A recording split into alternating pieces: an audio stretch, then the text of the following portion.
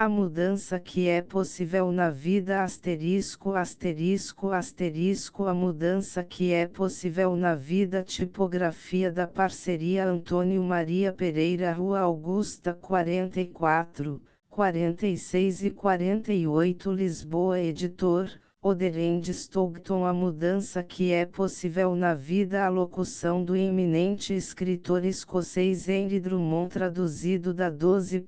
Uma edição inglesa por MG 1916 Assim nós todos, refletindo como um espelho a glória do Senhor, somos transformados na mesma imagem, de claridade em claridade, como pelo Espírito do Senhor. Prefácio. No outono passado encontrou o autor numa livraria da Califórnia um livrinho com o seu nome no frontispício, livro que ele não sabia que existia, que não escrevera, nem adornara com o título que o encimava. Não repeli porém essa erradia publicação, extraída de apontamentos de uma alocução sua que alguém lhe ouviu e antes lhe parece ter já feito algum bem, mas devido às imperfeições que lhe encontrou, julgou acertado fazer dela uma edição mais completa.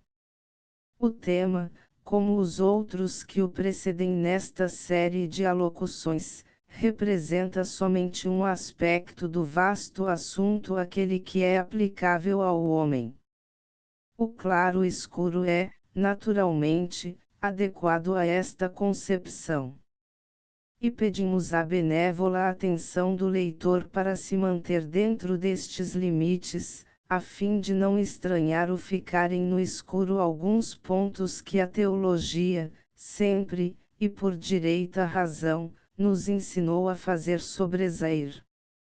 Uma simples prédica, que um amigo nosso dirigiu a alguns modestos habitantes de uma região montanhesa, que costumamos frequentar, foi que primeiramente chamou a nossa atenção para o lado prático desta solução do problema mais importante que existe na tentativa da vida cristã. O que se segue, é em grande parte devido à manhã daquele domingo. A mudança que é possível na vida, digo alto e bom som, que se houvesse algum grande poder, que conseguisse fazer-me pensar sempre o que é verdadeiro, e fazer o que é direito, com a condição de eu me tornar numa espécie de relógio a que se desse corda todas as manhãs, aceitaria imediatamente esse oferecimento. São de Huxley estas palavras. A infinita aspiração e a infinita dificuldade de se ser bom é um assunto tão antigo como a própria humanidade. Não há ninguém de cujo sentir íntimo não tenha brotado esta confissão, e que não estivesse pronto a dar a sua vida, se lhe fosse possível aceitar o oferecimento de se tornar melhor. Vou eu propor fazer-vos esse oferecimento. Muito a sério, sem vos tornardes numa espécie de relógio, podeis vir a consegui-lo, pois debaixo das condições devidas é tão natural ao caráter tornar-se belo, como o é a flor. E se não houver neste mundo mecanismo algum que o realize, é porque ficou esquecida a dádiva suprema, que o mundo poderia receber. Foi para isto simplesmente que o homem foi criado. Browning diz: o homem foi feito para progredir, e não para parar. Ou nas palavras de um livro mais antigo, aquele a quem ele primeiro conheceu, também predestinou para ser conformado com a imagem de seu filho. Começa renomeando e em parte rejeitando alguns processos que se costumam empregar para obter vida mais elevada. Estes processos estão longe de serem errados, e aplicados devidamente, podem mesmo ter bastante valor, e se nos aventuramos a depreciá-los, é por não produzirem um resultado absolutamente perfeito. O primeiro método imperfeito é contar-se com a própria resolução. Só na força de vontade, e em períodos isolados de recolhimento espiritual, não é que está a salvação. O esforço, a luta, mesmo a agonia, tinham seu lugar no cristianismo, mas são aqui descabidos. Aconteceu no outro dia ficar parado no meio do oceano Etrúria a bordo do qual eu viajava, tinha-se desarranjado qualquer coisa nas máquinas. Havia a bordo uns 500 homens válidos, julgais que se nos reuníssemos todos e nos pusessemos a empurrar o mastro, impeliríamos o navio para diante. Quando qualquer de nós tenta santificar-se pelo próprio esforço, é o mesmo que procurar fazer andar o seu navio, empurrando o mastro com toda a força. Seria como se alguém, que estivesse prestes a submergir-se, diligenciasse erguer-se para fora da água, agarrando pelos próprios cabelos. Jesus Cristo como que ridicularizou este meio, dizendo: qual de vós pode acrescentar um côvado sequer à sua estatura? A única redenção que há no método de confiar no próprio esforço é que, os que o tentam, ficam para logo convencidos de que por esse modo nunca chegarão a atingir o seu alvo. Mas há quem tente outra experiência e diga: não é este o meio de que eu uso. Trabalho debaixo de um princípio, por ver que é loucura combater nas trevas.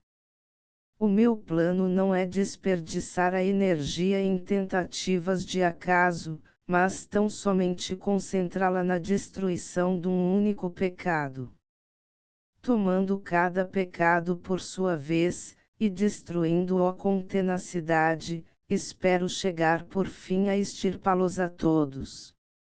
Contra isto há infelizmente 4 objeções. A primeira é que a vida é curta, e o número dos pecados infinito. Depois ocuparmos-nos de pecados isolados, é não querermos prescrutar o resto da nossa natureza.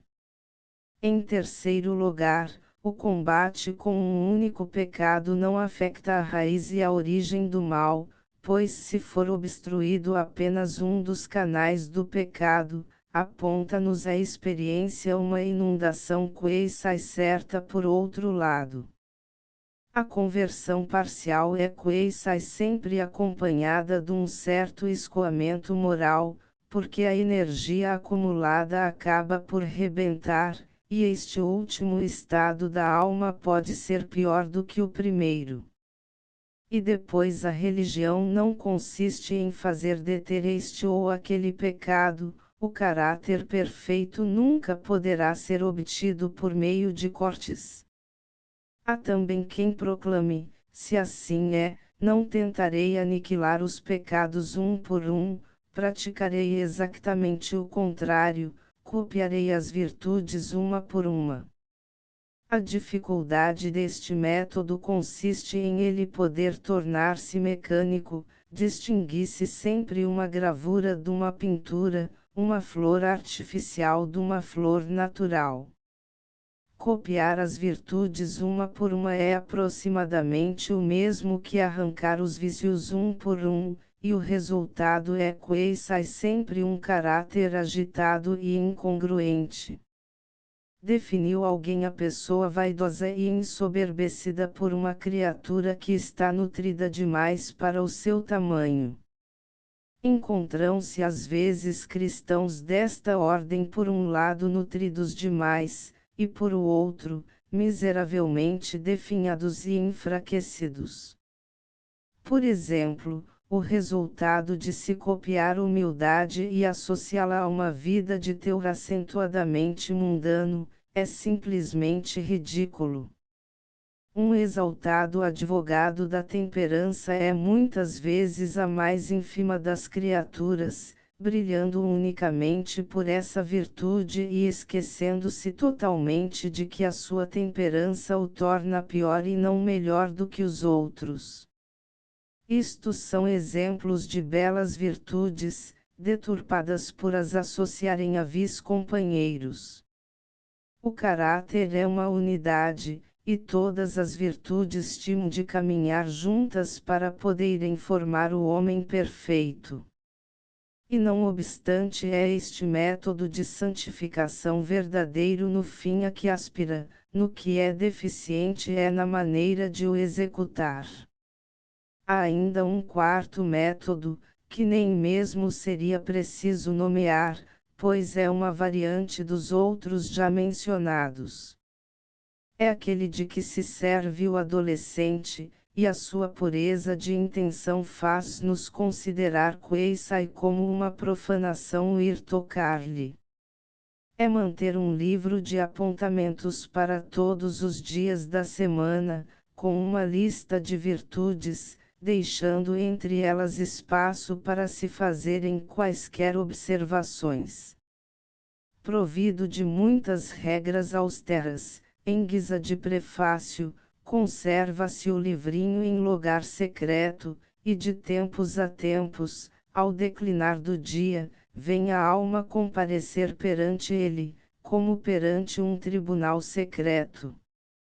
Este viver por um código foi o método de Franklin, e creio que milhares de pessoas nos poderiam confessar que conservam penduradas no seu quarto, ou guardadas em gavetas bem seguras as regras que num dia memorável traçarão, para por elas modelarem a sua vida. Este método não é errôneo, o seu êxito é que é muito deficiente, falha geralmente por uma razão bem material, por um belo dia nos esquecermos das regras. Todos estes métodos de que fiz menção, o de confiar no próprio esforço, o de mortificar o próprio ser, o método de imitação e o do livro de apontamentos, são absolutamente humanos, absolutamente naturais, mas também absolutamente ignorantes e por isso mesmo absolutamente inadequados. Mas não quero dizer com isto que se devam abandonar. O mal que eles causam é antes desviar a atenção do verdadeiro método eficaz, e procurar obter um bom resultado à custa daquele que é realmente perfeito e de passamos a tratar. A fórmula da santificação, receita, para a santificação poder-se a falar a sério desta mudança formidável, como se o processo fosse tão claro e preciso como o de produzir uma certa e determinada corrente de eletricidade. É impossível duvidá-lo. Ou a de uma experiência mecânica ter infalivelmente bom êxito, e ser de êxito duvidoso uma experiência vital da humanidade. A de o trigo crescer debaixo de método, e o caráter ao acaso.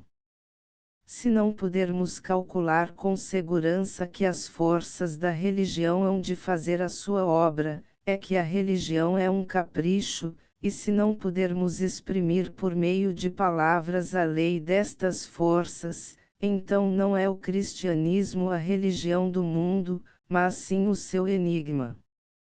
Mas onde se há de ir buscar essa fórmula? Onde se vai buscar qualquer fórmula aos tratados?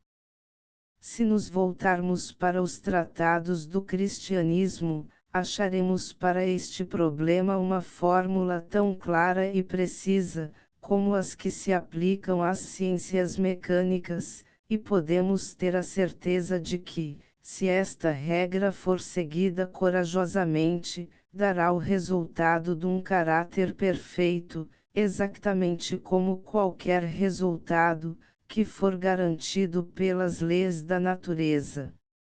A mais bela expressão desta regra na escritura, ou ainda em qualquer literatura, é a que Paulo nos dá, condensada num único verso. Encontrá-la-res numa epístola sua, a segunda aos Coríntios, escrita por ele a alguns cristãos que, numa cidade, que era considerada como o cúmulo da depravação e licenciosidade, procuravam vida mais elevada.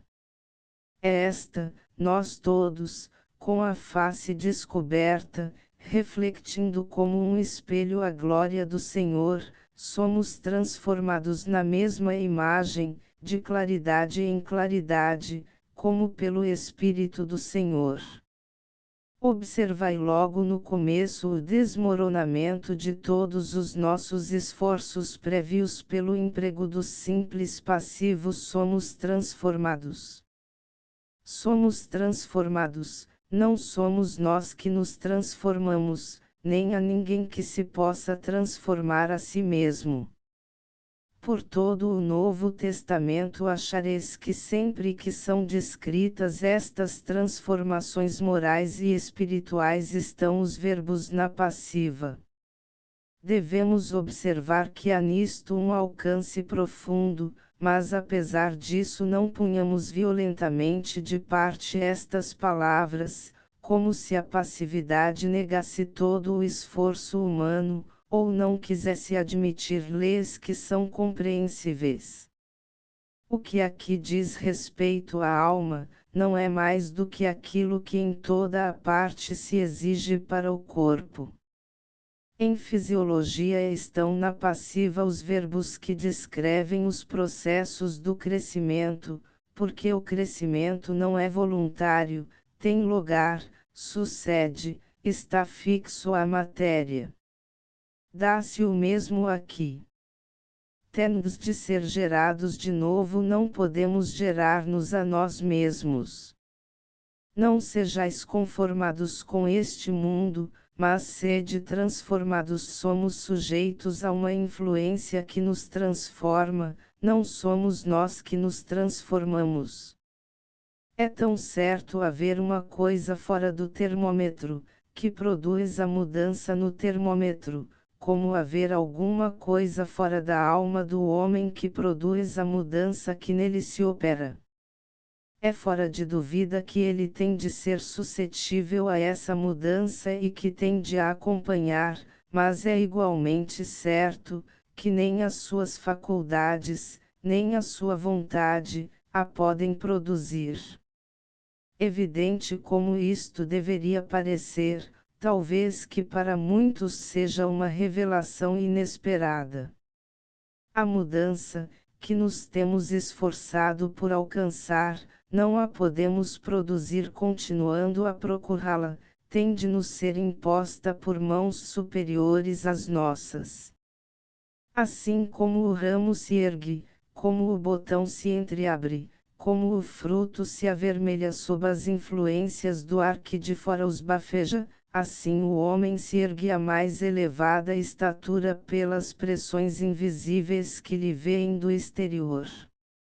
O defeito radical de todos os nossos anteriores métodos de santificação foi o tentarmos gerar da parte de dentro aquilo que só nos pode ser imposto por influências vindas de fora.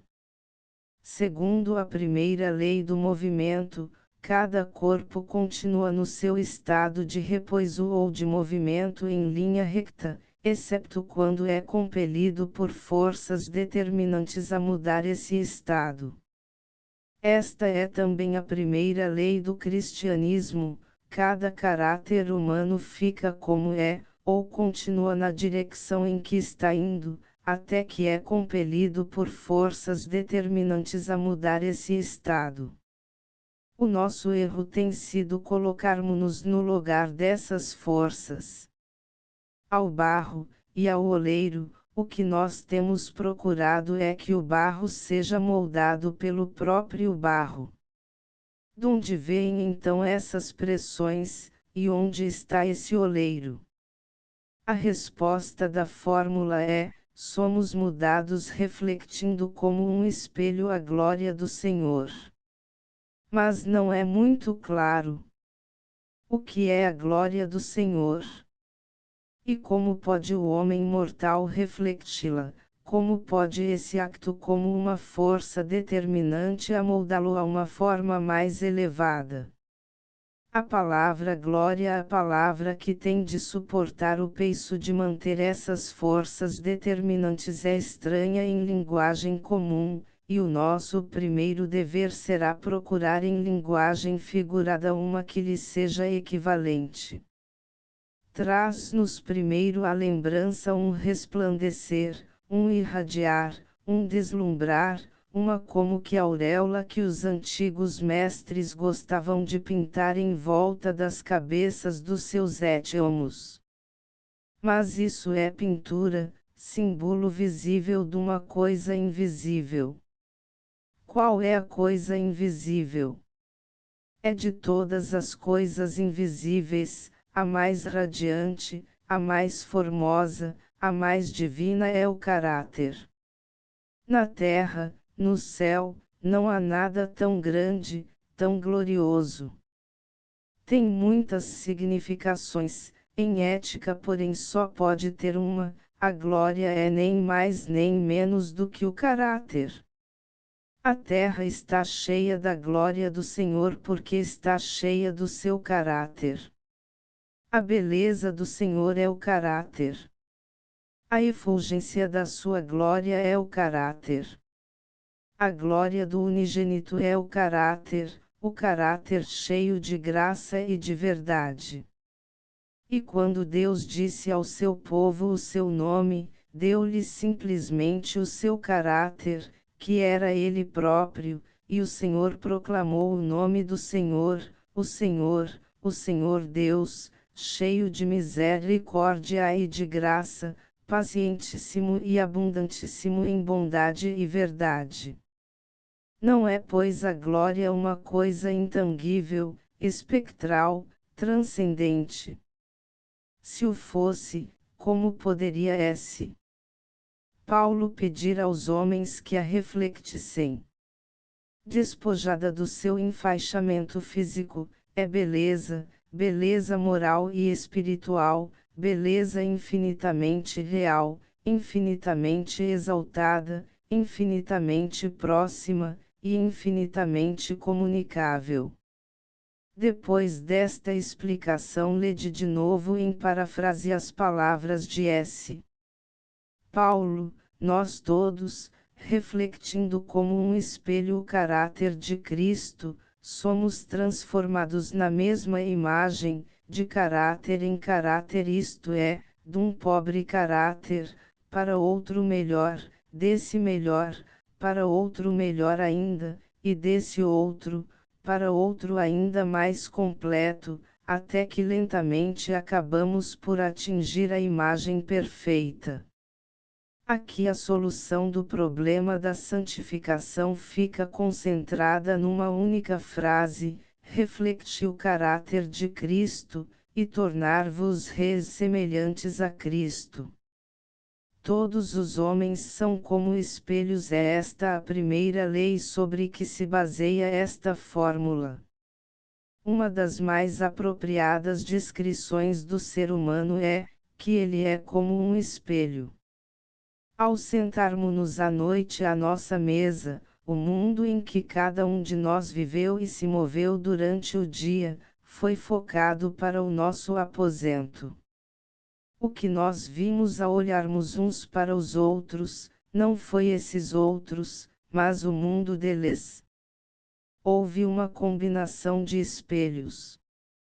As tinas que vimos, foram todas reproduzidas. As pessoas que encontramos iam e vinham, falavam, saudavam-nos, passavam para diante, faziam tudo como na vida real.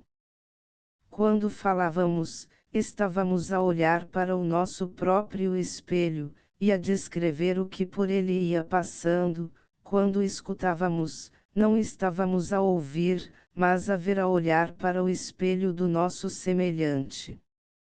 Toda a convivência humana é uma série de coisas refletidas.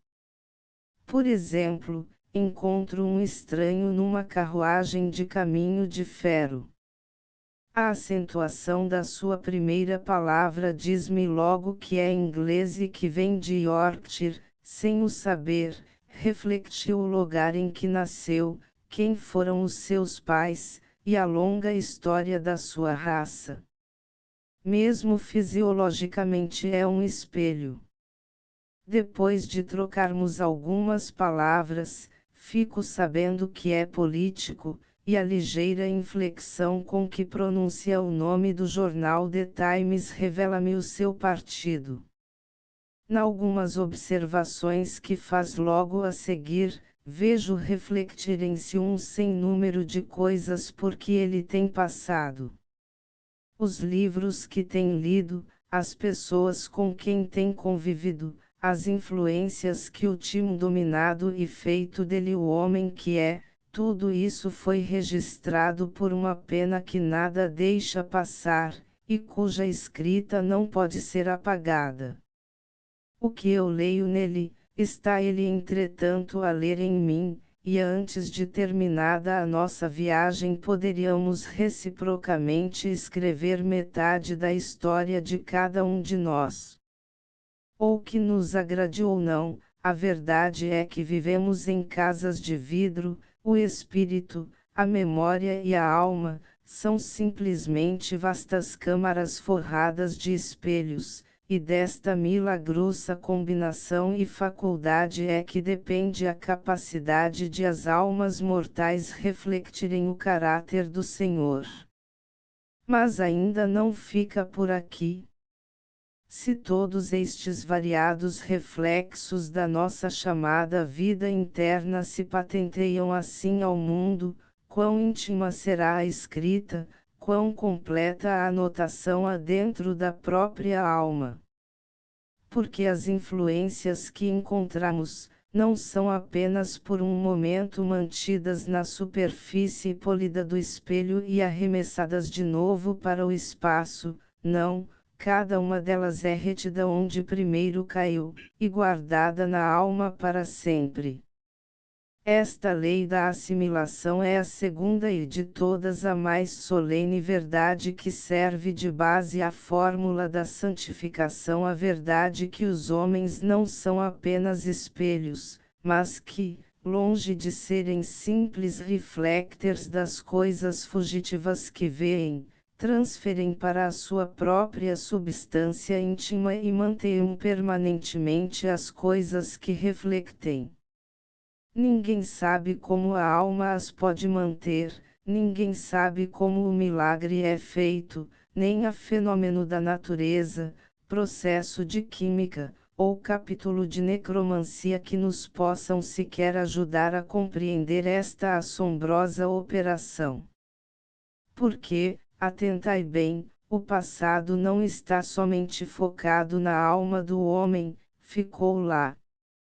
E como poderia ser dali refletido se lá não estivesse? Todas as coisas que ele viu, soube, sentiu, creu, do mundo que o cercava, estão agora dentro dele, tornarão-se parte dele, e em parte são ele que foi transformado nessa mesma imagem.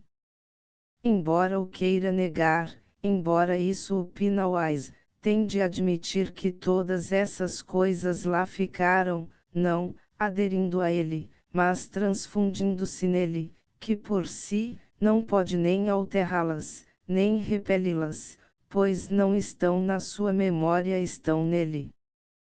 A sua alma é como elas a encheram, a fizeram e a deixaram. São essas coisas, esses livros, esses acontecimentos e essas influências que o fazem a ele, e delas dependem a vida e a morte, a beleza e a deformidade. Quando a imagem de uma delas se apresenta à alma, não há nada no mundo que possa impedir duas coisas: uma, o ela ser absorvida pela alma, a outra, o ficar para sempre refletida no caráter, que perpetuamente reenviará esse reflexo. Sobre estes assombrosos e não obstante perfeitamente claros factos psicológicos, é que S. Paulo baseia a sua doutrina da santificação. Reconhece que o caráter é uma coisa que se construi lentamente, e que, de hora para hora, pode mudar ou para melhor, ou para pior, conforme as imagens que nele se refletirem. Mais um passo, e a aplicação destas ideias ao problema capital da religião surgirá diante de nós em toda a sua plenitude. A alquimia da influência. Se os acontecimentos mudam os homens, muito mais o farão os seus próprios semelhantes. Não há pessoa alguma que, encontrando outra na rua, lhe não causa alguma impressão. Dizemos que trocamos palavras quando nos encontramos, o que nós trocamos são almas. E quando a convivência é muito íntima e frequente, tão completa é esta troca, que traços bem reconhecíveis de uma alma começam a aparecer na outra, que do seu lado também sente, que outro tanto deve à sua congênere. Quem não tem presenciado a misteriosa aproximação de duas almas? Quem não tem observado um velho par, que, de mãos dadas, veio pela vida abaixo fazendo a sua peregrinação, tão satisfeitos, tão mutuamente confiantes, que os seus próprios rostos se assemelhavam?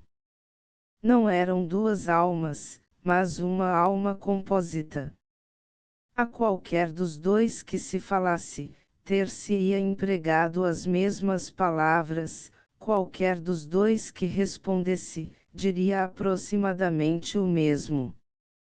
O refletir constante de meio século tinha-os tornado assim, ficaram uma e a mesma imagem. É pela lei da influência que nos tornamos semelhantes àqueles que admiramos. Os dois velhos cônjuges assemelharam-se por se terem admirado constantemente. Esta lei mantém-se na literatura, na história e na biografia. Havia em Jonathan traços de David, e em David traços de Jonathan. Jean Valjean, na obra-prima de Victor Hugo, é o bispo Guillaume Vanille ressurgindo dos mortos. A metempsicose é um facto. O que George Eliot quis dizer ao mundo foi que os homens e as mulheres produzem outros homens e outras mulheres. Nem significa outra coisa a família, que é o berço da humanidade. A própria sociedade não é mais do que um ponto onde convergem estas forças omnipotentes para realizarem a sua obra. É, em resumo, sobre a doutrina da influência, que é construída toda a vasta pirâmide da humanidade. Mas estava reservado a S. Paulo fazer a aplicação suprema desta lei. Foi arrojada a ilação que ele teve que fazer, mas não era espírito que hesitasse, ele próprio era um ente transformado, e sabia perfeitamente o que nele tinha operado essa transformação. Jesus Cristo. Encontraram-se um dia na estrada de Damasco, e desde aquela hora foi a sua vida absorvida pela de Cristo. O efeito não podia deixar de dar-se nas palavras, nas ações, na carreira e na crença. As forças determinantes fizeram a sua obra vital, tornaram-no como aquele que ele tinha amado constantemente. Assim nós todos, escreve ele, refletindo como um espelho a glória de Cristo, somos transformados na mesma imagem. Não podia haver nada mais simples, mais inteligível, mais natural, e ao mesmo tempo mais sobrenatural. É uma analogia de um facto de todos os dias. Visto sermos o que somos pelo contacto daqueles que nos rodeiam, quem se rodear dos entes mais elevados, tornar-se-á mais elevado também.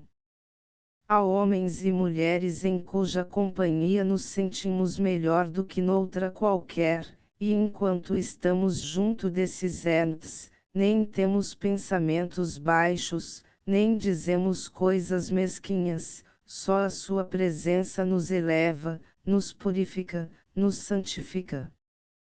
Todos os melhores registros da nossa natureza são pela sua convivência postos em ação, e ressoa-nos dentro da alma uma música que nunca lá havíamos ouvido.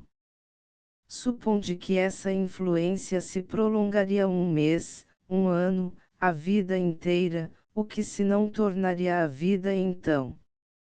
Há aqui sobre a comum superfície da vida, falando a nossa língua, andando pelas nossas ruas, trabalhando ao nosso lado, verdadeiros santificadores de almas, há aqui o céu a penetrar pelo mísero barro terreno, e há energias, que embora usando de simples meios temporais, estão repletas da virtude da regeneração.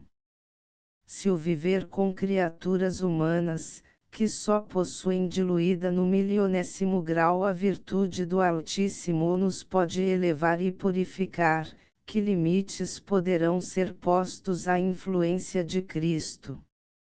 Viver com Sócrates com a face descoberta havia de nos fazer sábios, com Aristides, havia de nos fazer justos, com S. Francisco de Assis, mansos, e com Savonarola, fortes, mas ter vivido com Cristo, havia de nos ter feito como Cristo, isto é, cristãos. E na realidade viver com Cristo produziu esse efeito. Produziu-o no caso de S. Paulo, e durante a vida de Cristo foi esta experiência demonstrada de uma forma ainda mais evidente.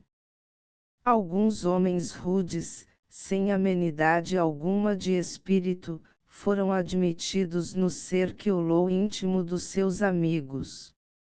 A mudança principiou imediatamente, sai que podemos ver como os primeiros discípulos progridem dia a dia. Primeiramente alastra-se por sobre eles uma sombra tenuíssima do caráter de Cristo. Depois, começam de longe em longe, a dizerem ou a fazerem coisas que não teriam dito nem feito, se ali não vivessem.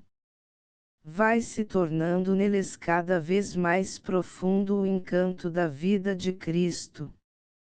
Toda a sua índole vai pouco a pouco sendo submetida, dulcificada, santificada, as suas maneiras embrandecem, as suas palavras adoçam-se, o seu proceder torna-se mais generoso. Como andorinhas que encontram o verão, como botões de flor enregelados que a primavera vivifica, expande-se em vida mais ampla a sua humanidade sequiosa. Sem saberem como, tornam-se diferentes e acabam por se achar, nos gestos e nas ações, semelhantes ao seu mestre. Não podem compreender como isso foi, ninguém lhes disse para o fazerem, fizeram-no eles instintivamente. Mas aqueles que os observam, sabem de onde isso lhes veio, e murmuram em segredo: estiveram com Jesus. Já se nota neles o cunho e o aspecto do caráter do seu mestre, estiveram com Jesus. Fenômeno sem igual que estes pobres pescadores fizessem lembrar Jesus Cristo. Estupenda vitória e mistério da regeneração que homens mortais façam lembrar ao mundo Deus. Sai que nos enternece a maneira como os seus contemporâneos e especialmente S. João falam da influência de Cristo. S. João vivia numa perpétua admiração, estava subjugado, assombrado, extasiado, transfigurado. Segundo o seu espírito, era impossível que alguém que estivesse debaixo desta influência voltasse a ser o que era. todo aquele que permanecer junto dele, não peca. Era-lhe inconcebível o pecar, tão inconcebível como manter-se o gelo debaixo do sol ardente, ou coexistir a escuridão com a luz do meio-dia. Se alguém pecasse, era para esse. João a prova de que nunca havia encontrado a Cristo.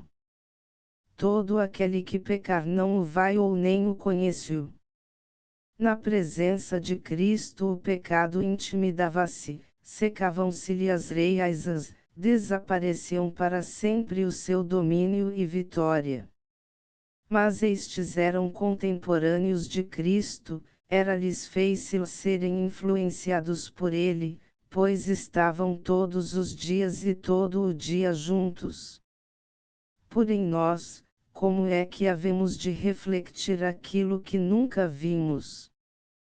Como pode todo este assombroso resultado ser produzido por uma memória, pela mais mesquinha das biografias, por alguém que viveu e deixou este mundo há 19 séculos? Como poderão os homens modernos fazer hoje de Cristo ausente, o seu mais constante companheiro? Responderemos que a amizade é uma coisa espiritual, independente da matéria, do espaço e do tempo. O que eu amo no meu amigo não é aquilo que vejo, o que do meu amigo tem influência em mim, não é o seu corpo, mas o seu espírito. Teria sido verdadeiramente inefável ter vivido naquele tempo. Rompe suave e rósea a madrugada. Tinge-se o céu de tons turquesa e oiro. E já o bom Jesus níveo, radiante e loiro, como um halo de luz, ressurge ao longe na florida estrada. Segue ó festiva e imensa multidão. Por onde passa, ajoelham, lançam flores, e em todos os caminhos se lhe juntam mulheres, velhos, pastores. Até crianças vão, quais tenros cordeirinhos, tocar-lhe a túnica, beijar-lhe a mão. Mas os apóstolos, com gesto rude, zelosos correm sobre os meninos para afastá-los e livrar Jesus. Porém ele implora-lhes numa atitude que ao mais cioso e pertinaz seduz: deixai, ó filhos meus, que até mim venham os pequeninos. Pois só dos inocentes como estes doces é o reino dos céus. Para que afastá-los? Se para obtermos a mansão de Deus só temos que imitá-los. Teria sido inefável ter vivido naquele tempo. E todavia, se Cristo tivesse de voltar ao mundo, poucos seriam os que teriam a probabilidade de o verem. Há milhões de vassalos neste pequeno país, que nunca viram o seu rei, e haveria milhões de vassalos de Cristo que, se ele aqui estivesse, nunca chegariam a poder falar-lhe. A nossa intimidade com ele é, como toda a verdadeira intimidade, uma comunhão espiritual. Toda a amizade, todo o amor, humano e divino, é puramente espiritual. Foi depois da sua ressurreição que ele teve maior influência, mesmo nos seus discípulos. Por isso não obsta verdadeiramente a refletirmos o caráter de Cristo ou não termos jamais estado com ele em contacto visível. Havia uma vez uma donzela, dotada de um caráter tão bondoso e perfeito, que era o enlevo de todos que a conheciam. Pendia-lhe do colo uma medalha de ouro, que ninguém tivera jamais a permissão de abrir. Um dia, porém, num momento de insólita confiança, deixou que uma amiga sua tocasse na mola da medalha e viesse a conhecer o segredo que ela encerrava. Estavam lá escritas estas palavras: a quem eu amo, não o tendo visto. Era este o segredo da sua bela vida. Tinha sido transformada na mesma imagem. Ora, isto não é imitação, mas uma coisa muito mais profunda. A diferença no processo, bem como no resultado, pode ser tão grande, como a que existe entre a fotografia obtida pelo infalível lápis do sol e os contornos rudes traçados pelo giz de um rapaz da escola. A imitação é mecânica, o reflexo orgânico, uma é ocasional, o outro habitual. Num caso, o homem aproximar-se de Deus e imita-o, no outro, aproximar-se Deus do homem e imprime-se nele. Fazei de Cristo o vosso companheiro mais constante é o que isto para nós significa na prática. Permanecei mais sob a sua influência do que sob outra qualquer influência.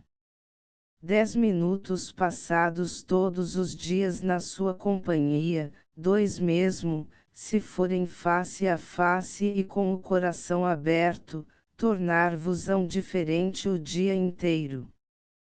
Cada caráter tem a sua mola íntima, que seja Cristo essa mola.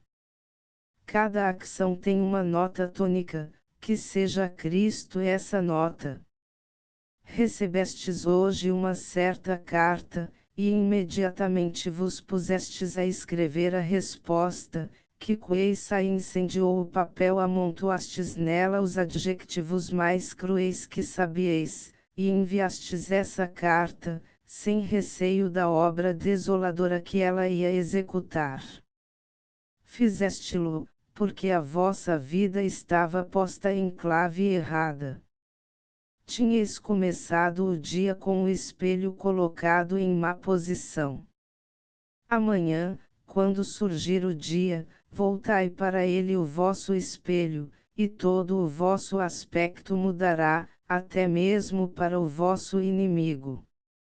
Seja o que for que fizerdes, haverá uma coisa que não poderíeis ter feito: escrever aquela carta. Pode o vosso primeiro impulso ser o mesmo, pode a vossa opinião ser idêntica, mas se tentardes escrevê-la, a tinta secar-se-vos-á na pena e ficareis sem vos vingardes, mas ficareis também maior, mais cristão.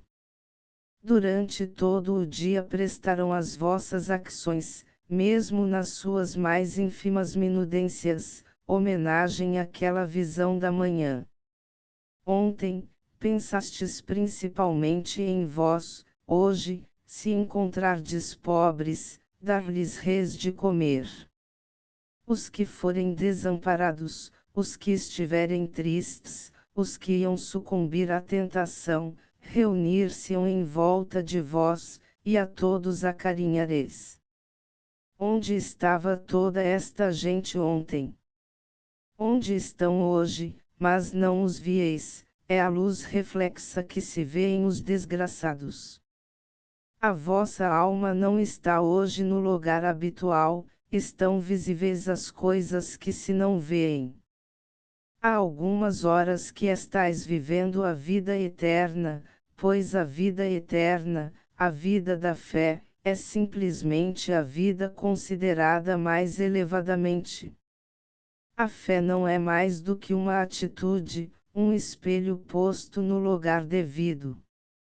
Quando o dia terminar, e a noite vos puserdes a examiná-lo, admirar-vos-reis do que fizestes. Não dareis por terdes procurado, imitado ou sacrificado qualquer coisa, dareis por Cristo, dareis por ele ter estado convosco, por sem coação terdes sido coagido, por a revolução se ter efetuado sem emprego de força, sem ostentações, sem alarido. Não vos felicitareis de terdes feito alguma grande proeza, conseguido grande êxito pessoal, ou acumulado um fundo de experiência cristã para tornardes a obter o mesmo resultado. O que sabeis é que existe a glória do Senhor. E o mundo fica também sabendo, se o resultado for verdadeiro, porque ao olharmos para um espelho, não é o espelho que vemos, nem é nele que pensamos, mas naquilo que ele reflete. O espelho só chama a atenção sobre si, quando há nele algumas manchas. Que isto é real, e não imaginário, que esta vida é possível aos homens, e que há presentemente alguém que a viva, é simplesmente um facto biográfico. Dentre 1000 testemunhos não posso deixar de citar um. As palavras seguintes são de uma das mais altas inteligências do século XIX, de um homem que como poucos suportou o peso dos encargos do seu país, e que, não no crepúsculo da velhice, mas em todo o esplendor da sua glória, fez ao mundo a confissão que passo a citar com pouquíssimas omissões. Desejo esta noite falar um pouco, mas esse pouco que desejo falar, é do sagrado nome de Cristo, que é a minha vida, a minha inspiração, a minha esperança e o meu apoio. Não posso deixar de me deter a olhar para o passado. E desejo dar testemunho, como se nunca o houvera feito, de que é, não só pela graça de Deus, mas pela graça de Deus manifestada em Jesus Cristo, que eu sou o que sou. Reconheço a sublimidade e a grandeza da revelação de Deus, como o eterno Pai de nós todos, como aquele que fez os céus, que fundou a terra, e que olha por todas as tribos da terra, abrangendo-as na sua universal misericórdia, mas é o Deus que se manifesta em Jesus Cristo, que se revela pela sua vida, que se dá a conhecer pelos seus sentimentos, pelas suas palavras, e pelos seus actos. É esse Deus que eu desejo confessar esta noite, e de quem desejo dizer, pelo amor de Deus em Jesus Cristo, eu sou o que sou. Se me perguntardes precisamente o que quero dizer com isto, direi francamente, que mais do que a para mim valiosa influência de meu pai ou de minha mãe, mais do que a influência social de todos os membros da casa de meu pai, e, tanto quanto o posso dizer e sentir, mais do que todas as influências súteis de todos os gêneros, foi Cristo que formou e modelou o meu espírito. Os meus ideais ocultos do que é belo provieram-me de Cristo, bem como Queissa e todos os meus pensamentos do que é viril, nobre e puro. Há muitos homens que se tinham educado a si próprios lendo as vidas de Plutarco, e pondo na sua frente um ou outro daqueles varões ilustres que em diversas épocas adquiriram celebridade, e reconheceram que esses homens célebres tiveram neles verdadeiro poder. Eu por mim não tenho a consciência de qualquer poeta, filósofo, reformador, general, ou outro qualquer grande homem ter permanecido na minha imaginação e no meu pensamento como o puro e singelo Jesus Cristo. Há mais de 25 anos que instintivamente recorri a Cristo a fim de obter a medida e a regra para todas as minhas ações. Todas as vezes que me tem sido necessário, tenho procurado e por último Queissa espontaneamente refugiar-me na sua intimidade, e nos primeiros tempos via-o pela força da imaginação, em frente de mim, a fixar-me, meigo e sereno. Parecia Queissa deslizar da sua face a influência que me indicava o verdadeiro meio de dominar a ira, de submeter o orgulho e de vencer o egoísmo, e foi de Jesus Cristo manifestado à minha concepção íntima, que eu auri mais ideais, mais modelos e mais influências, do que doutro qualquer caráter humano. E ainda há mais. Sinto que é de Jesus Cristo que tem emanado cada pensamento que me torna o seu em realidade e que me suaviza a estrada que há entre mim e o seu. Todas as minhas concepções dos progressos da graça na alma, todos os passos pelos quais a vida divina se desenvolve, todos os ideais que pairam por sobre a esfera bem-aventurada que nos aguarda além da campa, tudo isto me tem sido transmitido do Salvador. A vida que agora vivo na carne, vivo-a também pela fé do Filho de Deus. E ainda não é tudo. Apesar do meu futuro incluir todos estes elementos que me vão fazer da vida terrena um conjunto deleitoso, o que o verão é, comparado com todos os seus produtos terrenos, flores, folhas e ervas, é Cristo, comparado com todos os seus produtos no meu espírito e na minha alma. Todas as virentes flores e folhas da simpatia, todas as alegrias exuberantes que do meu coração de cristão brotam presentemente e hão de ainda vicejar no futuro, são para mim o que as flores e as folhas do verão são comparadas com o sol que vivifica o verão. Cristo é o Alfa e o Ômega, o princípio e o fim da minha vida mais elevada. Quando leio a Bíblia, aproveito muito do Velho Testamento e das passagens do Novo Testamento devidas a S. Paulo, mas apesar de tudo, sinto que para mim o fruto da Bíblia é Cristo. É por isso que a leio, por isso que a acho digna de ser lida. Tenho sentido verdadeira sede de ser amado de Cristo. Todos vós sabeis o que é ter sede de amor, o nosso coração não fica satisfeito enquanto não obtém mais doente e estremecido. Tem havido ocasiões em que tenho tido uma sede inexprimível do amor de Cristo. Nunca é forte a minha percepção do pecado, quando penso na lei, mas é forte, quando penso no amor, se é que há diferença entre lei e amor. Quando me aproximo de Jesus Cristo e desejo ardentemente ser amado, é que sinto mais vivamente a minha assimetria, a minha imperfeição e a minha carência absoluta de merecimentos e de virtudes. O caráter e o proceder nunca se me representam tão claramente, como quando em silêncio me curvo na presença de Cristo, revelada não em cólera, mas em amor, e nunca ambiciono tanto ser amável, para poder ser amado, como quando tenho presente esta revelação de Cristo. Ao examinar aquilo que tenho experimentado, a parte da minha vida que mais me salienta, e de que me lembro com maior vivacidade, é exatamente aquela que de alguma forma tem andado ligada a Cristo. Tudo o mais é pálido e frouxo, como que nuvens a encobrirem o horizonte.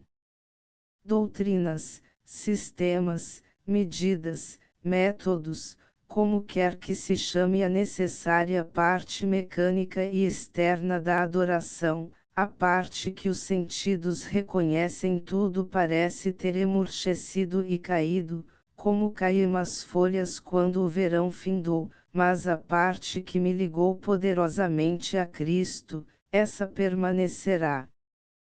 Pode alguém ouvir esta música, com a impressionante repetição do nome de Cristo, e ficar insensível à emulação, ou ao desejo de o imitar? E antes de vivermos assim, ainda não tínhamos vivido. A primeira experiência reduz então a religião a uma amizade vulgar. Amizade vulgar. Quem fala em amizade vulgar? É coisa que não existe. Não há no mundo palavra mais sublime. A amizade é a coisa mais próxima da religião que nós conhecemos. Deus é amor. E pôr a religião a par da amizade é simplesmente dar-lhe a mais alta expressão que o homem pode conceber. Mas se por dúvidas a uma amizade vulgar representa um protesto contra o falar-se em termos ininteligíveis da coisa maior e mais santa que há em religião, então receio que a objeção seja bem real. Os homens estão sempre à procura de mistério quando se fala em santificação, de algum mistério diferente daquele que será sempre misterioso em toda a parte em que o Espírito opere.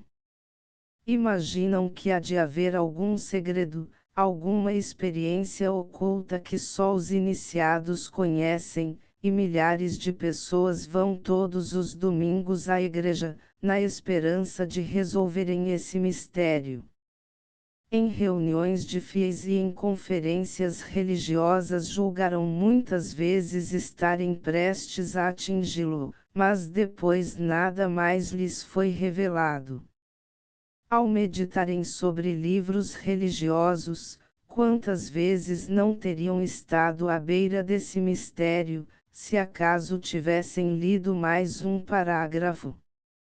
Talvez que a página seguinte, que a frase seguinte lhes descobrisse tudo, e seriam dali por diante levados por uma alta e poderosa corrente. Mas nada disso sucedeu. Foram lidas a frase seguinte e a página seguinte, e nada lhes foi revelado, e muito embora alimentassem sempre a esperança de verem realizado esse seu anseio, encontrou-os o capítulo final na mesma expectativa. Por que que nada sucedeu? Porque nada havia para suceder, nada que fosse do gênero daquilo que eles estavam esperando. Quando é que havemos de saber que o nosso desejo de santidade é simplesmente o desejo de sermos semelhantes a Cristo? Quando haveremos de substituir o aspirar fictício pelo aproximarmos-nos do amigo vivo? A santidade está no caráter e não na mais ou menos caprichosa disposição do espírito, e a divindade, no nosso próprio calmo temperamento humano, e não em arroubos místicos da alma. E contudo há pessoas que por uma razão absolutamente oposta encontram nisto pouca satisfação. Não se queixam de simplificarmos a religião demasiadamente, pondo-a ao nível da amizade, mas queixam-se ainda de ela ser excessivamente mística. Permanecer em Cristo para fazer de Cristo o nosso mais constante companheiro, é para eles o mais puro misticismo. Precisam de alguma coisa absolutamente tangível e absolutamente direta. Não são as almas poéticas que procuram um sinal, um misticismo exagerado, mas as naturezas prosaicas, cuja necessidade de compreensão tem de ser satisfeita por minuciosas e matemáticas definições.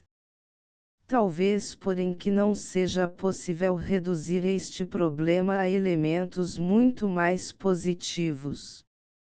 A beleza da amizade está no seu infinito, e nunca se poderá libertar a vida inteiramente de misticismo. O nosso lar, o amor, a religião, tudo está dele impregnado. Por que que nas relações do homem para com Jesus Cristo havemos de tropeçar no que é natural nas relações de homem para homem? Se houver alguém que não possa conceber ou realizar o laço místico que nos prende a Cristo, o melhor que teremos a fazer, será ajudá-lo por meio de analogias ainda mais evidentes tiradas da vida ordinária, a obter essa concepção. Como conhecemos nós Shakespeare ou Dante?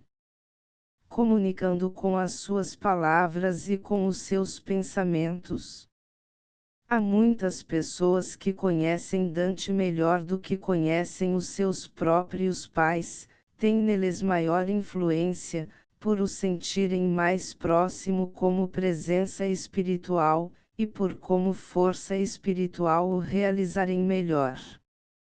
Haverá alguma razão por que alguém, maior do que Shakespeare e do que Dante, que passou por este mundo, que nos deixou grandes doutrinas e que por toda a parte tem hoje grandes obras, não haja de instruir, de inspirar e de formar os caráteres dos homens. E não limito a isto a sua influência, é isto, e ainda mais. Jesus Cristo, longe de repudiar ou mesmo de entibiar estas relações de amizade, foi o próprio que nolas propôs. Permanecei em mim, queissai, que foram as suas derradeiras palavras ao mundo. E querendo de algum modo aplanar a dificuldade dos que sentiam quanto isso era intangível, acrescentou a essas suas palavras uma conclusão que as elucidasse: se permanecerdes em mim, as minhas palavras permanecerão em vós. Começai pelas suas palavras. As palavras não podem por muito tempo conservar-se impessoais. O próprio Jesus Cristo foi uma palavra, um verbo feito carne. Tornai as suas palavras carne, fazei-as, vivei-as, e vivereis em Cristo. Aquele que guardar os meus mandamentos é que me ama. Obedecei-lhe e haveis de o amar. Permanecei junto de ele e haveis de lhe obedecer. Cultivai a sua amizade.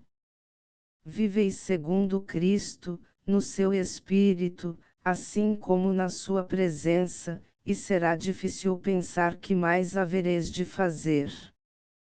Tomai isto pelo menos como iniciamento e introdução, e se não puderdes sentir a influência da sua vida sobre a vossa, procurai-a também indiretamente. Toda a terra está cheia do caráter do Senhor. Cristo é a luz do mundo e grande parte dessa luz é refletida das coisas do mundo, até das nuvens. A luz do sol fica depositada em cada folha e da folha transmite-se ao carvão, que, quando os dias são frígidos, e o sol se não enxerga, nos vem reconfortar. Cristo brilha através dos homens, através dos livros, através da história, através da natureza, da música e da arte. Procurai-o aí. Todos os dias deveríamos ver um belo quadro, ouvir bela música, ou ler um belo poema. O verdadeiro perigo do misticismo é não o alargarmos bastante. Não imagineis que nada sucede por vos não verdes progredir, ou por não ouvirdes o ruído do maquinismo a trabalhar. Todas as grandes coisas se desenvolvem silenciosamente. Poderemos ver crescer um caracol, mas nunca uma criança. Darwin diz que a evolução procede por numerosas, sucessivas e ligeiras modificações. S. Paulo sabia isso e pô-lo na sua fórmula, o que empregou foram palavras mais belas. Disse, para a consolação de todas as almas que lentamente se aperfeiçoam, que elas se transformavam de claridade em claridade, isto é, de caráter em caráter. O homem interno, diz ele noutra parte, é renovado de dia para dia. Todo o trabalho perfeito é vagaroso, todo o verdadeiro desenvolvimento se efetua por meio de pequeníssimas e insensíveis metamorfoses. Quanto mais elevada for a estrutura, tanto mais demorado será o progresso. Quando o biologista percorre com o olhar a longa escala dos seres, vê as formas rudimentares dos animais desenvolverem-se numa hora, os que se seguem a estes alcançam pleno desenvolvimento num dia, os que lhes ficam acima levam semanas e meses a aperfeiçoarem-se, mas os poucos que se elevam acima de todos estes, exigem o labor de longos anos. Se uma criança e um símio nascerem no mesmo dia, o segundo estará em plena posse das suas faculdades e fazendo o trabalho ativo da vida antes de a criança ter deixado o berço. A vida é o berço da eternidade. Assim como está o homem para com o animal no lento progredir da sua evolução, assim está o homem ideal para com o homem espiritualmente inculto. Tinham de ser feitos com segurança os alicerces que hão de sustentar o peixe da vida eterna. O caráter tem de ser para todo o sempre, como nos havemos de admirar se ele se não puder desenvolver num dia. Esperar que uma alma cresça e se desenvolva, é um acto quasi divino de fé. Quão perdoável será a impaciência da própria imperfeição, a impaciência do caráter, que na presença de Cristo, se vê repelente, se vê desprezível, a admirar, a desejar, a cobiçar ardentemente ser assim. Contudo, devemos confiar no processo sem receios e sem dúvidas. O Espírito do Senhor fará aquilo que lhe estiver incumbido. O expediente que em busca do progresso repentino ou visível mais nos seduz, é tentarmos algum meio menos espiritual, ou impedirmos o resultado, pondo-nos à espera dos efeitos, em vez de conservarmos o olhar fito na causa. O fotógrafo imprime da negativa só durante o tempo em que ela está exposta ao sol. Mas quando ele se põe a ver como o trabalho se faz, impede simplesmente o trabalho de se fazer. Seja qual for a prudente vigilância de que a alma necessite, nunca ela poderá estar exposta demais, e estando exposta, não haverá nada no mundo que possa melhorar ou abreviar o resultado que ela tem de obter. A criação de um coração novo, a renovação de um espírito íntegro, é uma obra onipotente de Deus, deixai-a ao Criador. Aquele que começou em vós uma boa obra aperfeiçoá-la até esse dia. Mas não há ente algum, que sentindo o valor e a sublimidade daquilo que para ele é da maior magnitude, fique inerte e descure o seu próprio progresso. Tornarmo-nos como Cristo é a única coisa no mundo digna dos nossos desvelos, a única coisa diante da qual toda a ambição humana é loucura, e vão, todo o esforço menos digno. Só aqueles que fazem desta aspiração o supremo desejo e paixão das suas vidas, é que podem começar a esperar alcançá-la. Se por isso tem até agora parecido tudo depender da passividade, permite-me que assevere com mais ardente convicção que tudo depende da atividade. A religião da adoração sem esforço pode ser religião para anjos, mas não para homens.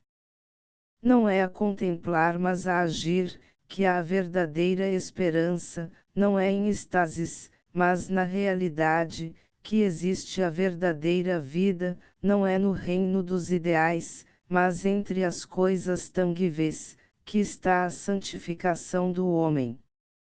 A resolução, o esforço, a luta, a mortificação e a agonia tudo coisas já postas de parte, como fúteis em si, tinham que voltar ao seu campo de ação e que arcar com responsabilidade 10 vezes maior.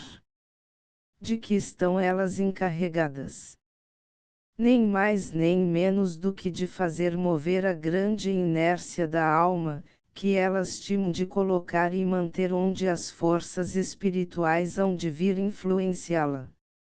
Tinham que reunir as forças da vontade, que conservar brilhante a superfície do espelho, e sustentá-lo sempre firme, e timo que descobrir a face que há de olhar para o Senhor, repuxando-lhe para baixo o véu, quando se aproximar o que for profano. Talvez que já fosseis com um astrônomo vê-lo fotografar o espectro de uma estrela. Ao penetrardes na obscura quadra do observatório viste-lo começar por acender uma vela. Para ver a estrela.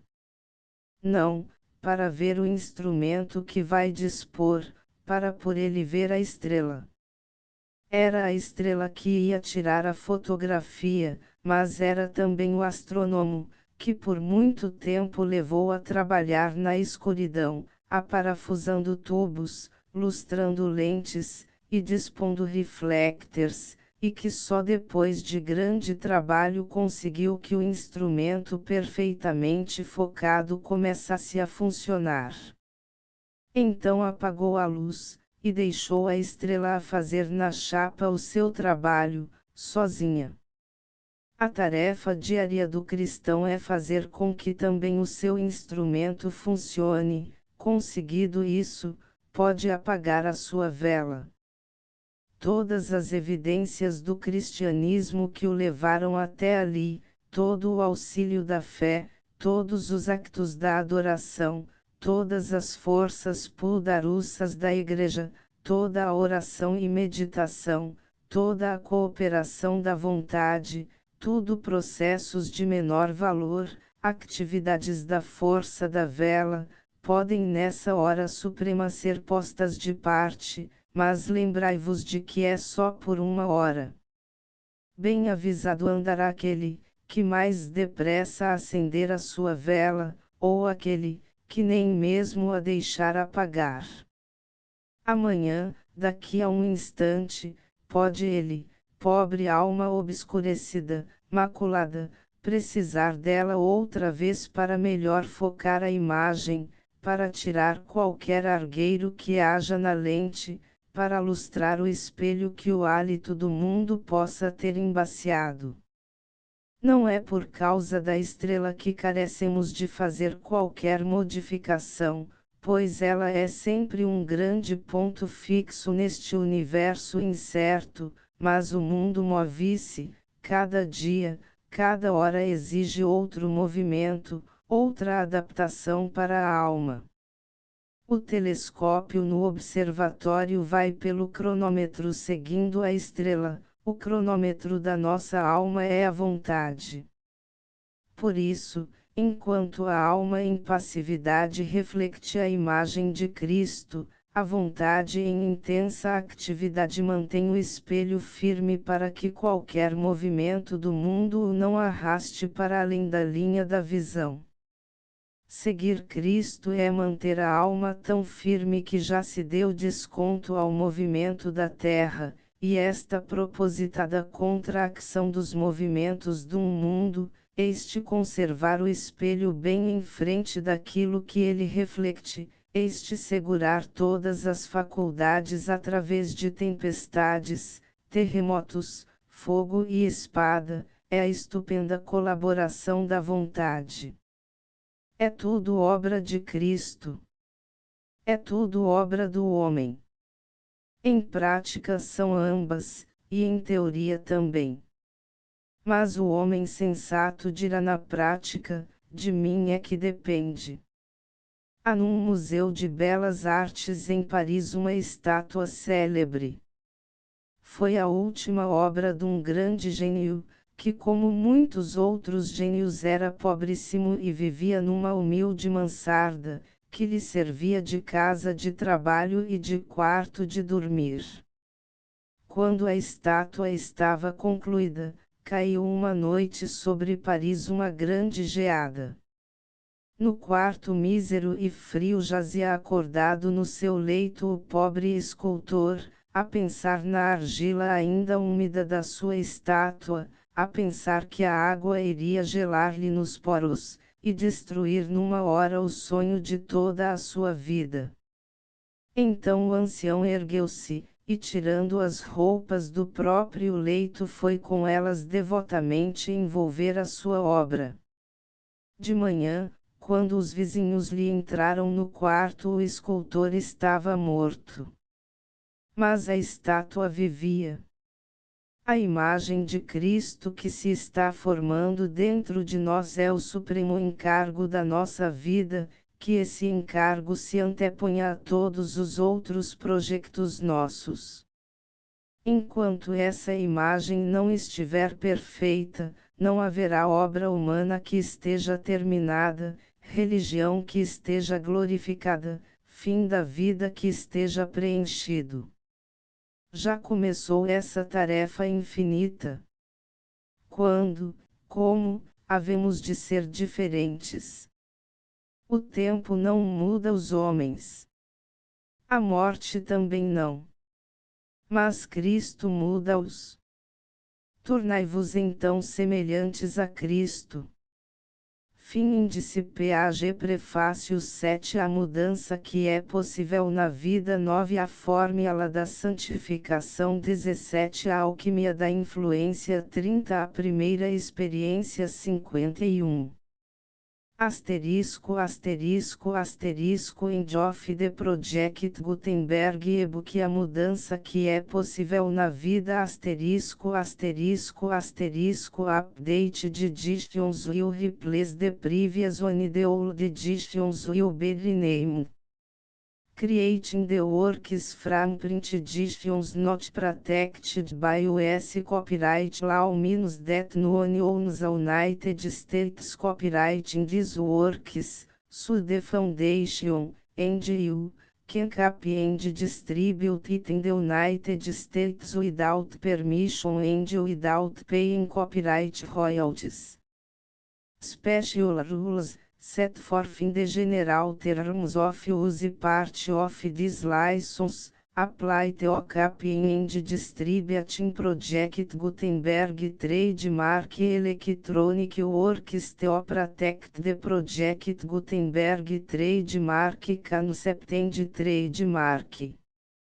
Project Gutenberg is a registered trademark, and may not be used if you charge for an e-book, except by following the terms of the trademark license, including paying royalties for use of the Project Gutenberg trademark. If you do not charge anything for copies of this e-book, complying with the trademark license is very easy.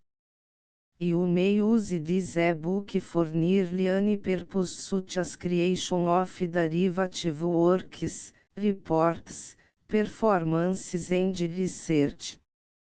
Project Gutenberg e-books may be modified and printed and given away. You may do practically anything in the United States with e-books not protected by US copyright law. Redistribution is subject to the trademark license, especially commercial redistribution.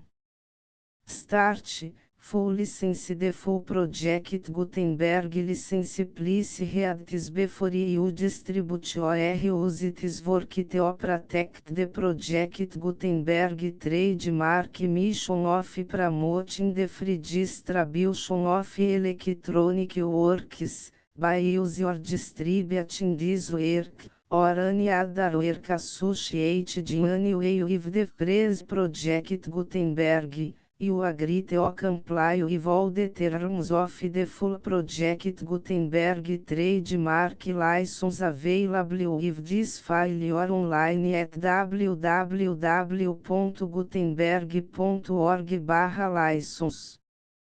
Section 1 General Terms of Use and Redistributing Project Gutenberg Trademark Electronic Works 1. By reading or use any part of this Project Gutenberg Trademark Electronic Work, you indicate that you have read, understand, agree to and accept all the terms of this license and intellectual property trademark/copyright agreement. If you do not agree or abide by all the terms of this agreement, you must cease use and return or destroy all copies of Project Gutenberg trademark electronic works in your possession. If you pay the fee for obtaining a copy of your access to a Project Gutenberg trademark electronic work and you do not agree to be bound by the terms of this agreement, you may obtain a refund from the person entity to whom you paid the fee set forth in paragraph 1.8. 1.b Project Gutenberg is a registered trademark. It may only be used on or associated in any way with an electronic work by people who agree to be bound by the terms of this agreement. There are a few fees that you can do with most Project Gutenberg trademark electronic works even without complying with the full terms of this agreement. See paragraph 1.c below. There are a lot of fees you can do with Project Gutenberg trademark electronic works if you follow the terms of this agreement and help preserve free future access to Project Gutenberg trademark electronic works. See paragraph 1.i below. 1c. The Project Gutenberg Literary Archive Foundation, the Foundation or PGLAF, owns a compilation copyright in the collection of Project Gutenberg trademark electronic works. Nearly all the individual works in the collection are in the public domain in the United States. If individual works are unprotected by copyright law in the United States and you are located in the United States, we do not claim a right to prevent you from copying, distributing, performing, displaying or creating derivative works based on the work as long as all references to Project Gutenberg are removed. Of course, we hope that you will support the Project Gutenberg trademark mission of promoting free access to electronic works by freely sharing Project Gutenberg trademark works in compliance with the terms of this agreement for keep the Project Gutenberg trademark name associated with the work. You can easily comply with the terms of this agreement by keep this work in the same format with its attached full Project Gutenberg trademark license when you share it without charge with others. 1.d. The copyright laws of the place where you are located also govern what you can do with this work. Copyright laws in most countries are in a constant state of change. If you are outside the United States, check the laws of your country in addition to the terms of this agreement before downloading, copying, displaying, performing, distributing or creating derivative works based on this work or any other Project Gutenberg trademark work. The Foundation makes no representations concerning the copyright status of any work in any country other than the United States. 1.e Unless you have removed all references to Project Gutenberg. 1.e1. The following sentence, with active links to, or other immediate access to, the full Project Gutenberg trademark license must appear permanently whenever any copy of a Project Gutenberg trademark work, anywhere on which the phrase Project Gutenberg appears, or with which the phrase Project Gutenberg is associated, is accessed, displayed, performed, viewed, copied or distributed. These e-books for the use of anyone anywhere in the United States and most other parts of the world at no cost and with almost no restrictions whatsoever.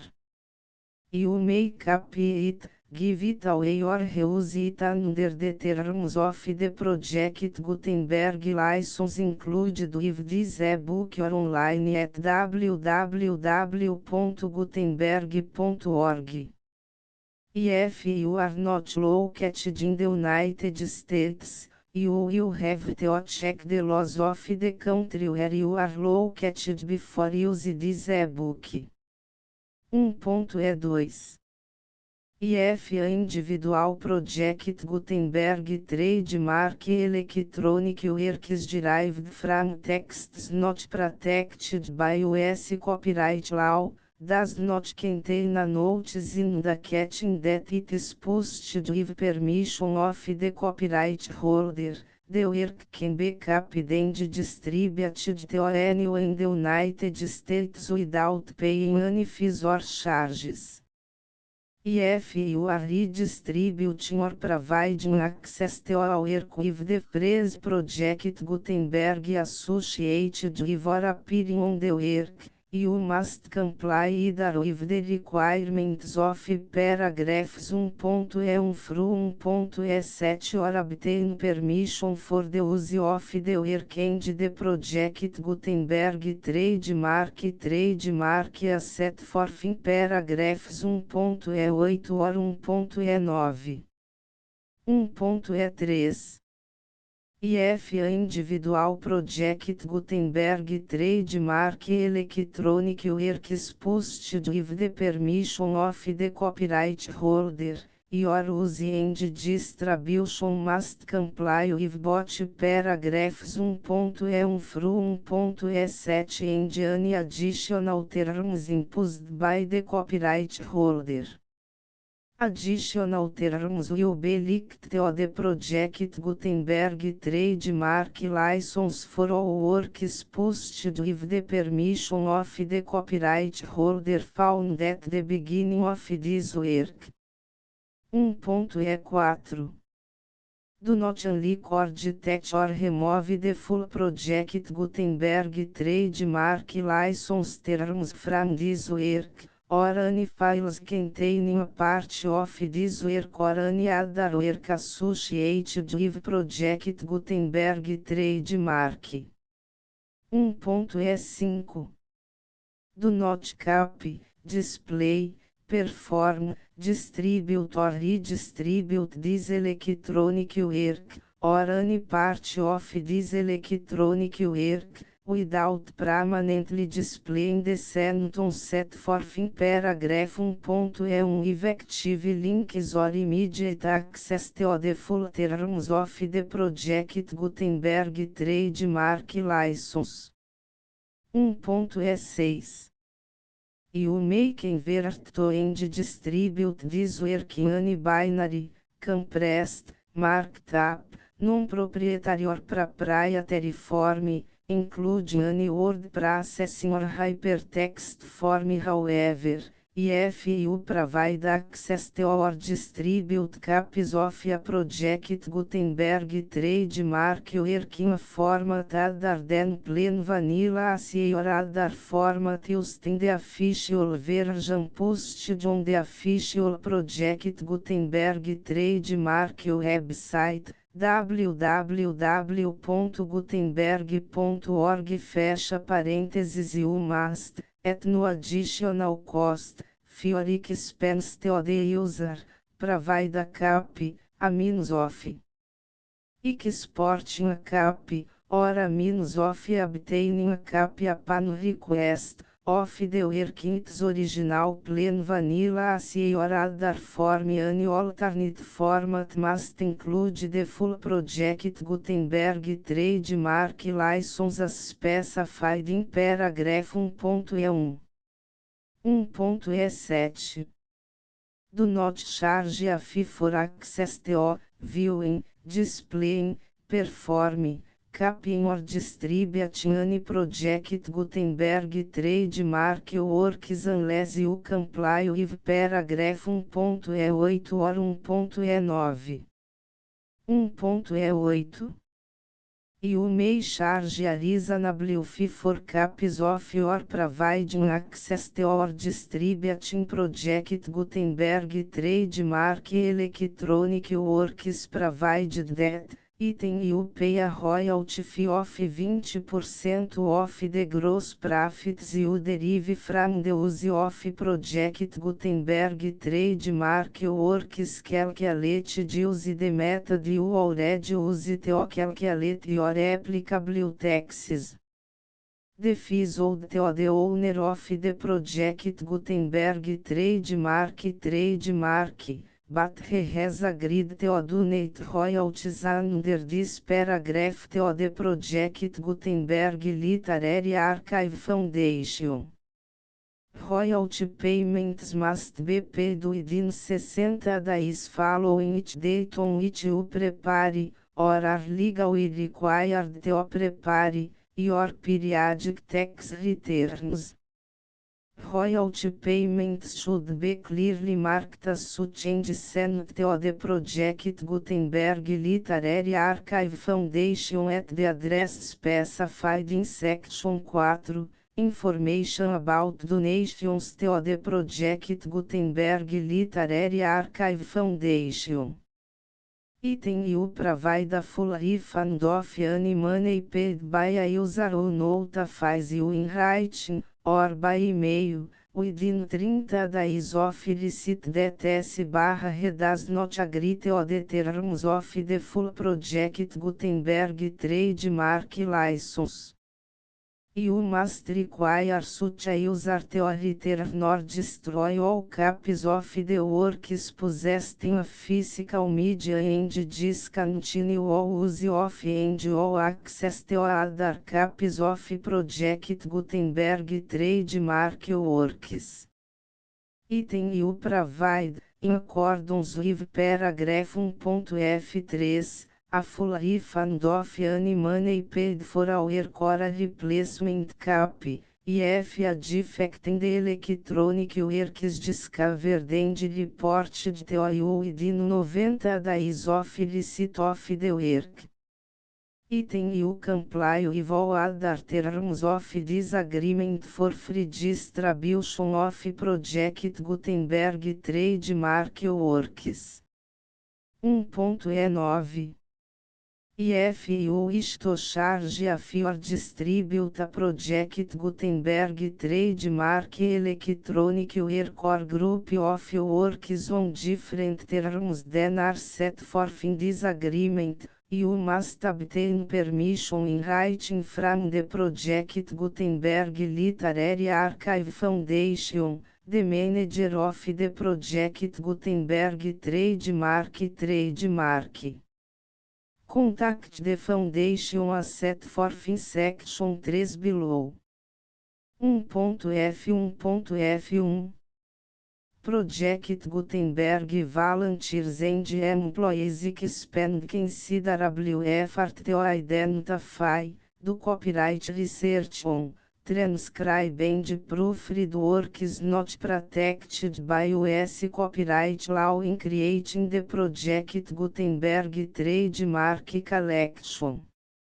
Despite these efforts, Project Gutenberg trademark electronic works, and the media on which they may be stored, may contain defects such as, but not limited to, incomplete, inaccurate or corrupt data, transcription errors, a copyright or other intellectual property infringement, a defective or damaged disk or other medium, a computer virus, or computer codes that damage or cannot be read by your equipment. 1.F2 Limited warranty, disclaimer of damages, except for the right of replacement or refund described in paragraph 1.F3, The Project Gutenberg Literary Archive Foundation, the owner of the Project Gutenberg Trademark, and any other party distributing Project Gutenberg Trademark Electronic Work under this agreement, disclaim all liability to you for damages, costs and expenses, including legal fees. You agree that you have no remedies for negligence, strict liability, breach of warranty or breach of contract except as provided in paragraph 1.f3. You agree that the foundation, the trademark owner, and any distributor under this agreement will not be liable to you for actual, direct, indirect, consequential, punitive or incidental damages even if you give notice of the possibility of such damage. 1.f3. Limited right of replacement or refund, if you discover a defect in this electronic work within 90 days of receive it, you can receive a refund of the money, if any. You paid for it by sending a written explanation to the person you received the work from.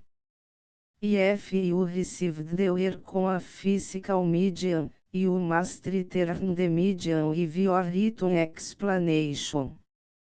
The person or entity that provided you with the defective work may elect to provide a replacement copy in lieu of a refund. If you received the work electronically, the person or entity providing it to you may choose to give you a second opportunity to receive the work electronically in lieu of a refund. If the second copy is also defective, you may demand a refund in writing without further opportunities to fix the problem. 1.f4. Except for the limited right of replacement or refund set forth in paragraph 1.f3, this work is provided to you as is, with no other warranties of any kind, express or implied, including but not limited to warranties of merchantability or fitness for any purpose. 1.f5. Some states do not allow disclaimers of certain implied warranties or the exclusion or limitation of certain types of damages. If any disclaimer or limitation set forth in this agreement violates the law of the state applicable to this agreement, the agreement shall be interpreted to make the maximum disclaimer or limitation permitted by the applicable state law.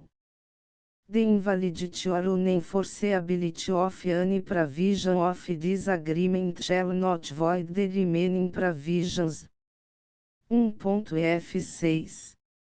Indemnity. You agree to indemnify and hold the foundation, the trademark owner, any agent or employee of the foundation, anyone providing copies of Project Gutenberg trademark electronic works in accordance with this agreement, and any volunteers associated with the production, promotion and distribution of Project Gutenberg trademark electronic works, harmless from all liability, costs and expenses, including legal fees, that arise directly or indirectly from any of the following which would or cause to occur.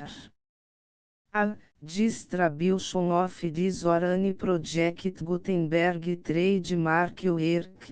B. Alteration, modification, or additions or deletions to any Project Gutenberg trademark work, and C. Any defect you cause. Section 2. Information about the mission of Project Gutenberg Trademark Project Gutenberg Trademark is synonymous with the free distribution of electronic works in formats readable by the widest variety of computers including obsolete, old, middle-aged and new computers. It exists because of the efforts of hundreds of volunteers and donations from people in all walks of life. Volunteers and financial support to provide volunteers with the assistance they need are critical to reach Project Gutenberg trademark goals and ensuring that the Project Gutenberg trademark collection will remain freely available for generations to come. Em 2001, the Project Gutenberg Literary Archive Foundation was created to provide a secure and permanent future for Project Gutenberg trademark and future generations. To learn more about the Project Gutenberg Literary Archive Foundation and how your efforts and donations can help, see sections 3 and 4 and the Foundation information page at www.gutenberg.org. Section 3. Information about the Project Gutenberg Literary Archive Foundation. The Project Gutenberg Literary Archive Foundation is a non-profit 501(c)(3) educational corporation organized under the laws of the State of Mississippi and granted tax-exempt status by the Internal Revenue Service. The Foundation Senior Federal Tax Identification Number is 64-6221541. Contributions to the Project Gutenberg Literary Archive Foundation are tax deductible to the full extent permitted by U.S. federal laws and your state's laws. The Foundation's business office is located at 809 North 1500 West, Salt Lake City, Utah 84116, 8015961887. E-mail contact links and up-to-date contact information can be found at the Foundation's website and official page at www.gutenberg.org/contact section 4. Information about donations to the Project Gutenberg Literary Archive Foundation. Project Gutenberg trademark depends upon and cannot survive without widespread public support and donations to carry out its mission of increasing the number of public domain and licensed works that can be freely distributed in machine-readable form accessible by the widest array of equipment including outdated equipment. Many small donations, $1 to cifrão 5,000, are particularly important to maintaining tax-exempt status with the IRS. The Foundation is committed to complying with the laws regulating charities and charitable donations in all 50 states of the United States. Compliance requirements are not uniform and it takes a considerable effort, much paperwork and many fees to meet and keep up with these requirements. We do not solicit donations in locations where we have not received written confirmation of compliance.